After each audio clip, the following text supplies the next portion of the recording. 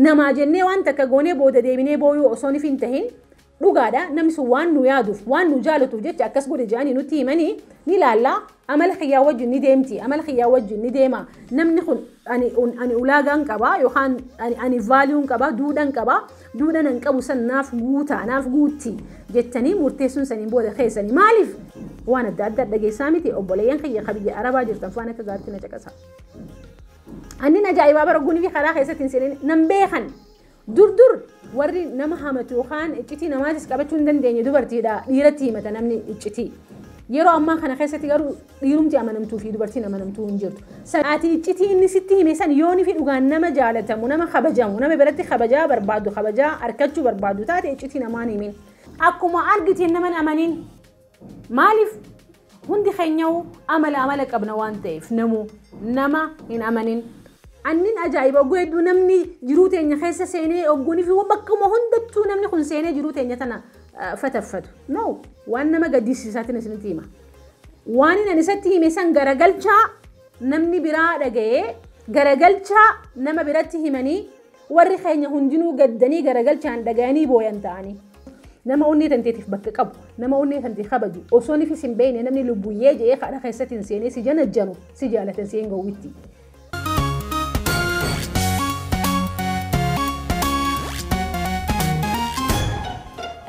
nama wallolteeni beeyta nama wallolteeni beeyta nama walitti iyyiteeni beeyta yoo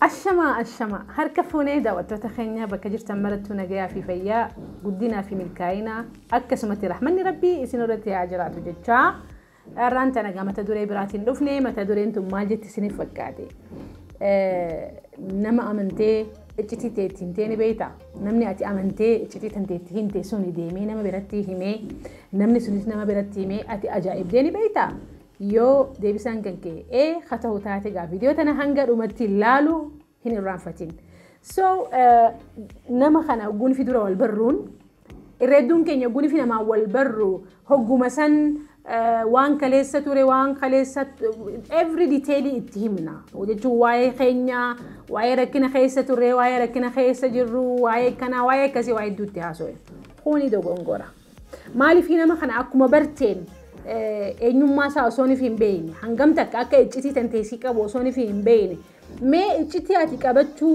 dadhabde eenyu akkasii qabu eeyda iccitii ati dhoofachuu jalqabde eenyu akkasii dhoisu barbaadda so nama kana akkuma dura barteen yookaan akkuma wal bartaniin hiriyaan tantee ta wal barteen suni ammuma wal barteenii waan garaa keessaa qabdu hundaa'uu itti himta namni sun deemetii nama biratti hima namni sunis deemeen nama biratti himaa saniin boodan iccitiin ati iccitii jettee qabdu hin jirtu jechuu nama hunda bira geesse nama 100 nama 50 dhagee so akka dura nama wal barteen iccitii tantee namatti himin iccitii tantee qabachuu bari iccitii tantee nama kana osooni fi hin yaalle nama kana wajjin rakkattee namni kun oguuni fi rakkina kan keetii akka si bira dhaabbatu fi akka si bira dhaabbanne osooni fi hin arkin waan garaa qabdu hundaa'u baaftee ittiin himin hanga tokko ilmi namaa kun hanga tokko hanga namatti himtu qabda hanga tokko hanguma if keessatti dhoisaan deemuuni jechuun dandeessee iccitii hankee qabattee waan deemuuni qabduutu sirra jira jechuudha yeroo hedduu iccitiin teenya wanni ala baatuuf nuutu iccitii teenya san ala baase maaliif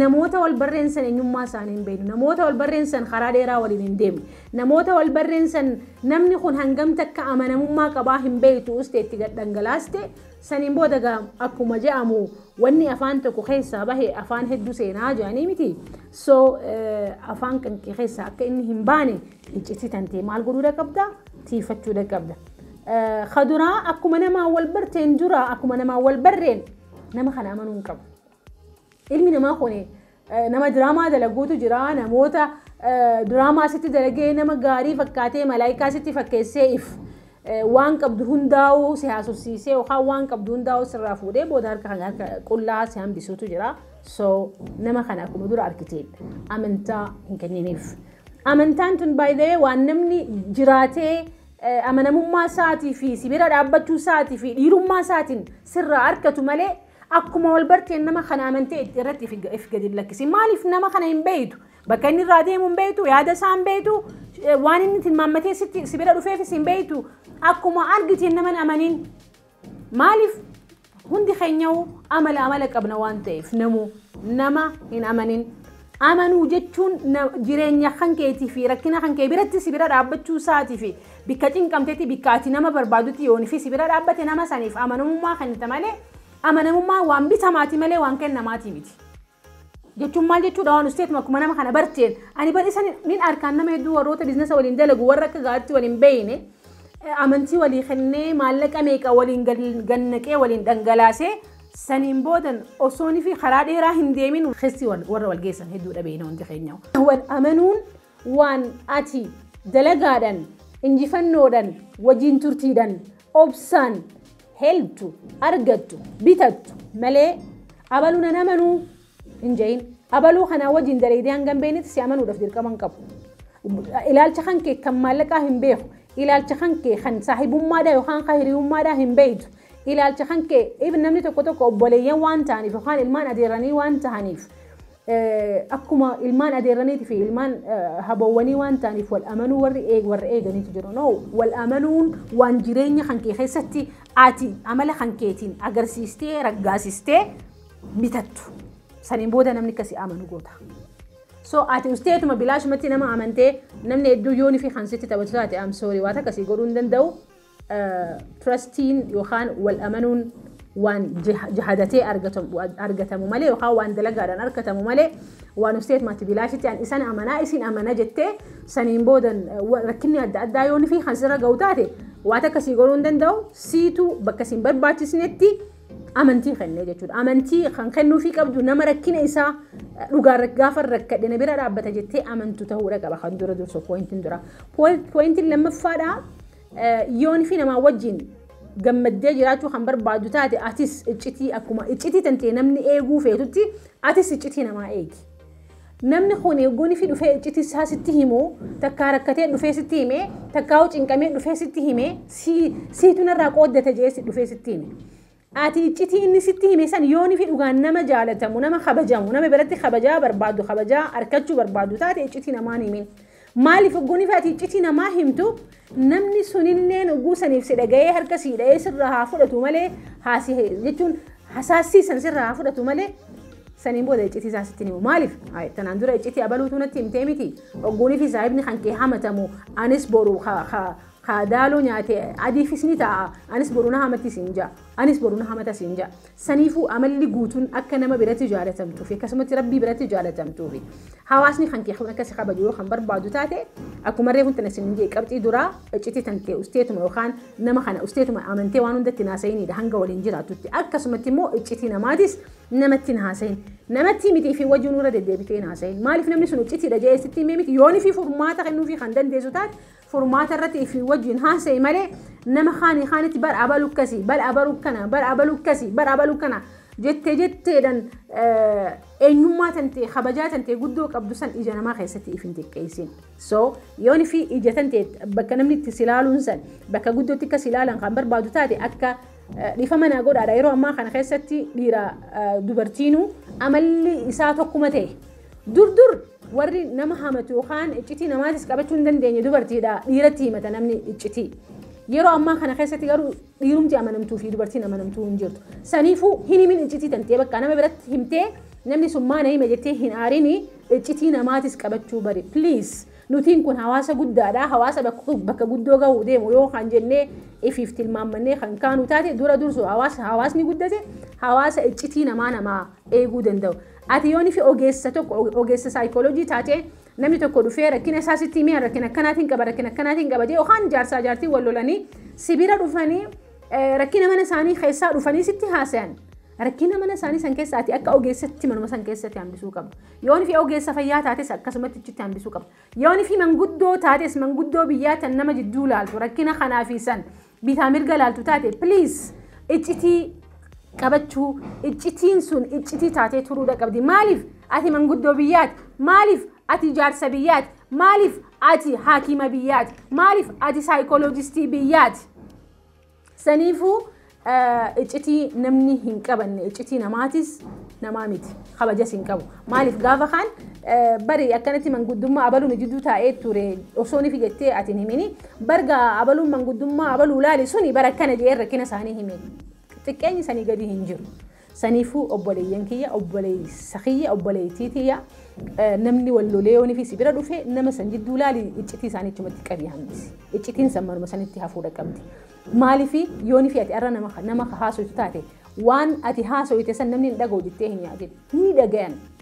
Gaafa dhagayan garuu saahibni kan keessu maal je'ees ilaala. Maal jettee saahib nama kiyya jetteeti yookaan ahliitiyya jetteeti rakkina isiisan sibiraan gahattee yookaan sibiraan gahatanii saniifuu iccitii namaa bikkuma jirtanittuu jechuudha iccitii namaa eegaa hangaaf tokko rakkinni tokko narra ga'e baay'ee eegaa akkuma beektan ani viidiyoon tiyya hundinuu hubannoo tiyyaa fi akkasumatti muuxannoo tiyya irratti dhaabbadheetiin isiniif waa hima.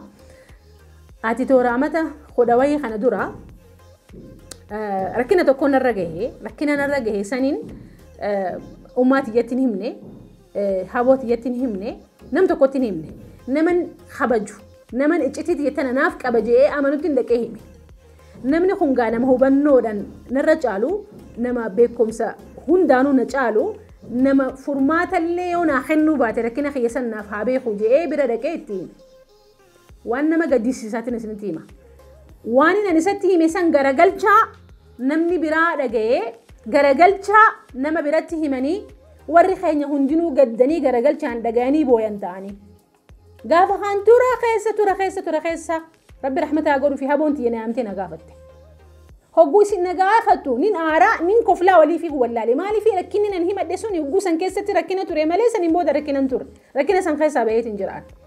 Garuu maali namni nan amanee iccitii tiyyattii hime sun waa hedduudhaan na barsiise. Maaliif takkaa dura akka nam tokkollee iccitii tiyyattiin himne na godhe jechuudha. So nama sanin nama haalan kabaju nama haalan jaaladu nama maatii tiyya keessatti nama guddaadha jedhan eegutu kana na godhe jechuudha. Kunigaa maaliif isiniif hima hogguuni fi iccitii teessan namatti himtan definitely anamma nama san filadhe hanga kiyyatti beek hanga beekumsa kiyyatti filadheetiin itti himin taane malee. Haa ta'u garuu silaa iccitiin sun iccitii dhugaa taatellee akkasuma iccitiin sun iccitii dhugaatii miti maleedha. In anyways iccitii namni nu bira kaayyate iccitiidha jee nutti himnaan amaanaa san jabeessa. Yoonii fi kabajamtanii hawaasa keessan keessatti jiraachuu kan barbaadan taate. Pointiin itti aantu maali? Ati nama murteessaa ta'uudha qabda jiruu ta'e keessatti kabajamtee jaalatamtee jiraachuudhaaf. Namni kun by the way nama ifii murteessu fedha. Namni hedduun nama akka namni murteessuuf fedha. Kana jechuun maal jechuu akka taatanii beektanii? Mee makiinaa teessan yookaan konkolaataa keessan marii isaa eenyutu harkaa qaba? Konkolaataan keeti marii isiitu harkaa qabaachuu qaba. Irra hedduun keenya jiruu teenya keessatti akka namni nu murteessu feena. Maaliif gaafa sana kana naan hin jeerree maaliif gaafa sana kana naaf hin murteessirree yeroo hedduu waan akkasitti wanni nuti dhageenyu maatii teenya keessattis naannoo keenya keessattis hawaasa keenya keessattis. So you have to decide for yourself. Siitu ifiif murteessuu qaba bakka murteessuun sirraa eeggamtutti. Hottu as deemnee hogguu sin jaan haa jettee yoo kanama jala deemtu taate. Uffanni kun sirraan bareeddu haa jettee yoo kafirraa baastu taate. Yooni fi akkatiin dubbatiin akkatti dubbadhu yoo sin jaan haa jettee yooni fi waan kana hundaa woo manamni sin jeen kadhiistu taate ati eenyummaan tan ta'eessu jirtire. So decision maker siitu ta'uu qaba jiruu tan ta'e keessatti. Dhugaadhaan akkuma reefuun tan isin jee nama isinirra beekumsa qabu nama isinirra hayyuu nama isinirra guddaa bira dheeytanii gaafii ni gaafattan ta'a. Gaafii gaafadhaa malee akka jiruu teessan keessa seeneenni isin murteessuun eegina. Akka namni kun irra hedduun keenya wanni irraan tan ani namoota hedduudhaan beeka namoota intalatana fuudhii jaaniini namni isa dirqee fuudhee saniin booda jiruun isaa sun akka inni eegetti hin deemnee fi saniin booda umrii isaa namuma kaleessa fuudhii je'een san komataadhaa nama jiraatu. Dhiifama naa godhe namni nama san fuudhii je'ee yookaan nama san heerumi je'ee sitti hime suni ilaalcha ija isaatiin laale. Ammoo waan takka kanate wallaalte mariin tanteessee harka jirti. Fuudhuu yookaan fuudhuu dhabnu murtii teeti. Namaa jennee waan takka goonee booda deebinee booyuu osoo ni fin tahin dhugaadha namni sun waan nu yaaduuf waan nu jaalatuuf jecha akkas godhe jaanii nutti himanii ni laallaa amala xiyyaa wajjin ni deemti amala xiyyaa wajjin ni deema namni kun ani ulaagaan qaba yookaan ani vaaliyuun qaba duudhaan qaba duudhaan an qabu san naaf guutaa naaf guutti jettanii murteessuun saniin booda keessanii maaliif baay'ee saniin booda rakkina uumame kanaaf bar namni kaleessaa fuudhe yookaan heerumi siin jeessuun mana kan keessa si wajjin hin jiraatu. Rakkina san kaleemee saaxilamee if saaxilee rakkina sanii wajjin umrii isaa jiraatu si. annin ajaa'iba oguu hedduu namni jiruu teenya keessa seenee ogguunii fi bakkuma hundattuu namni kun seenee jiruu teenya tana fataffatu. No, jiruun tan teeti dhugaadhaan ani nama guddaadhaan hin mari'annu, manguddoodhaan hin mari'annu yookaan abbootii teenya tan amantaatiin hin mari'annu miti. Garuu nama san hangam takkatti amantaa maaliif namni sun ilaalcha isaatiin nama san siif xiinxala malee ilaalcha keetiin miti. So decision maker jiruu tan teeti yookaan murteessuun sirra jirti. Yookaan hayyee yookaan lakki jechuun murtiin tan teeti malee tan nama biraati miti. Marii tan teeti dabarsitee namatti hin kennin. Jiruun teeti waan gootuu fi waan jiraattuuniif kan boonuun si. Waan ammoo rakkina sirratti uume kan cinqamuun si. Namni si wajjin hin cinqamu haadha abbaan tan teessi si wajjin hin cinqamtu by the way. Amma yeroo hedduu keessattuu nu bira haadha fi abbaa keenya yookaan warri keenya yookaan namni saahiboonni keenya jiruu teenya keessa seenuudhaaf ni yaalan ta'a. Haa seenanii rakkina hin qabu. Ammoo ati nama murteessu ta'uu qabda. Dhugaadhaa gamanarraa is caqasi at the end of the day jiruun tantee waan taateef murteessuun sirraa eegamti jechuudha. Pointiin biraa hogguu hedduu maaliin dhagaanii beeytanii hawaasa keenya keessatti maaliin dhagaanii beeytanii ani bari na haa'inte bari na haa'ine bari waliin dalaga jeetiin ani waa meeqa kennee fi onneetii kennee fi onnee tantee kennuu dhabni si harka jirti. Onnee tantee qaalii akka abbaan fedhetti taphatu maal fayyamtaaf keessattuu ijoolleen dubraa hedduu bakka tanatti sensitiiviidha. If eegaa ustaniituma nama waan isin ajaa'ibsiisaatiin isinitti himaanama oguu takka meesenjera keessa seenanii lubbuyyee isin hin jaallu. Lubbuyyee namichi isin jeesuun takkaa isin beeku amantaa ta'e hin beeku umrii ta'e hin beeku dhaabbata kan kee hin beeku ejjennoo ati qabdu hin beeku.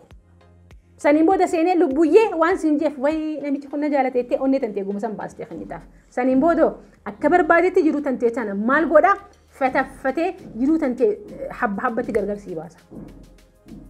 Sanuu daftee hin dammeetu waa meeqa gootee fi jiruu tantee laffaatii tantee meeqa irratti ganneeytee saniin boodan yookaan silkii si jalaan kaasu yookaan silkii jijjiirratee yookaan intala biraas fuudhaa waan adda addaa dhageessaa miti obboleeyyan kiyya kabiyya arabaa jirtan waan akka gaatti na caqasa. Annin ajaa'ibaa bara guunii fi karaa keessatti hin seenin nan beekan ani eenyummaa kiyya nan beekan sin beekan guunii fi keessan seenanii lubbuyyee sin jeef suni hijibaadha nama akkasii saniif baaftee osoo nifi keessa isaan beeyin osoo nifi nama dhugaa ta'uu isaan beeyin osoo nifi namichi kun dhugumaan si fuudhuudhaa deemamoo fuudhuudhaa hin deemne sitti taphatuu deemamoo sitti taphatuudhaaf hin deemne osoo nifi hin beeyne amantee onnee tantee fuutee harka keessa onnee tantee gaafa kenniteef onnee tantee tan akka barbaadetti micciira inni. Gaafa barbaadina dhukubee jeessi si jalaa xufata. Maaliif onnee tantee beeka already onnee tantee akka fudhatanii beeka harka isaa jirti. Onnee teessan namatti hin kennina. Onneen teessan tun teessanii isintu protect godhuu qaba. Nama isaanii malletti onnee teessan kennitanii akka barbaadetti gaafa isin miidhee yeroo teessan isinirraa nyaatee umrii teessan isinirraa gubee maallaqa keessan isinirraa gubee laffaatii teessan isinirraa gubee galgala ganama sammuu teessan isin nyaateen boodan gaafa inni deeme bayyanachuudhaan lafaa kaatan gana ambara akkas hin seeni ana kan hin seeni no. So wanni nuti protect godhuu qabnu maali onnee teenya onneen tanteetuun ati nama kennituuf nama onnee tanteetiif bakka qabu nama onnee tantee kabaju osoo nifis hin beekne namni lubbuyyee jedhee kadha keessatti hin seenee si janajjanu si jaalatan seen gowwitti. If qeeqaa ustaniitu nama hundaaf hin shawwadamina isniif gaya obboleeyyan kiyya. Ani obboleeyyan kiyya kaboo tokko lamaa miti. Tokko lamaa miti ijoolleen teenya tabooyaa jirtu tan obboleeyyan humti isaanii miidhaa jiran. Isinis warri ijoollee miidhaa jirtan please dhaabbadhaa obboleeyyan keessanii isaan ijoolleen tun obboleeyyan keessanii haati teessan isiniif dahullee baattu. So onnee teessan baaftanii namatti kennitanii saniin booda jiruu teessan maal hin godhina miserable hin godhina. So waan gootan irratti hogguunii fi goonu hawaasa keenya kanaa wajjin jiraannee hawaasa keenya kanaa wajjin kabajaa harkannee hawaasa keenya wajjin yoonii fi anis bakkan jirutti qabxiilee amma isiniif kaase kana hundi keenya kan hojiirra oolchinu taate kabajaadhaan jiraannaa gammachuun jiraannaa nama birattillee rabbi birattillee gammachuun jiraannaa jechuudha. So wantoota kana yoonii fi guutan jiruu teessan keessatti konfidensiidhaan yookaan ifitti amanamummaadhaan jiraachuu dandeessanii poointiilee tan akka gaariitti irra deebi'aadha laala waan asirraa barattan wanni asirraa baranne kun nama ni fayyada yoo itanga mi anillee xiqqasoo onni natti godha laayikii guddaan kenna akkasumatti sheer walii godhaa fi waan irraa barattan koomentii godhuudhaan waan irraa barattan rifleektinaa godha for sure waan guddoo akka harkattan amantiin qabaa abdiin qabaa jabaadhaa jiraadhaa akka gaariitti hojii teessan irratti hiikaa hojii teessan irratti arkuu barbaada waan ta'eef jiraadhaa horaa bulaa.